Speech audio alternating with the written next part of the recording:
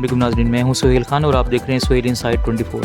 नाज़रीन, कतर के दारुल हुकूमत दोहा में ईरान और अमेरिका के दरमियान एक बार फिर सफारती राब्ते कायम करने की कोशिश की गई है।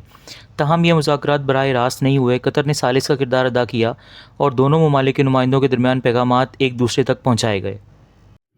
ज़राए के मुताबिक इस राब्ते में जंग बंदी को बरकरार रखने, खित्ते में कशीदगी कम करने, आबनाए हुर्मस में जहाज़रानी के तहफ़्फ़ुज़ और मुस्तक़बिल में मुज़ाकरात की राह हमवार करने जैसे अहम मामलात ज़ेर बहस आए। ताहम किसी भी मामले पर हतमी इत्तफ़ाक़ राय सामने नहीं आ सका।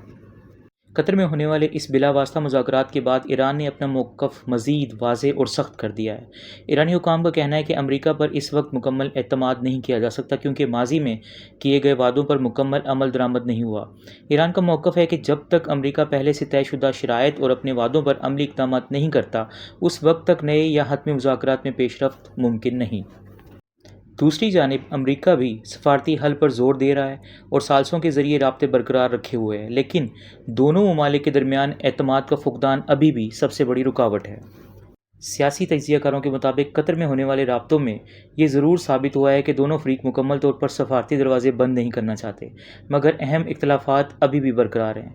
इसी वजह से कोई मुश्तरका इलामिया या हतमी मुआहदा सामने नहीं आया और आइंदा पेशरफ्त का इन्हिसार दोनों ममालिक के अगले इक़दामात पर होगा। अब तक के लिए इतना। मिलते हैं नेक्स्ट व्लॉग के साथ। अल्लाह हाफ़िज़।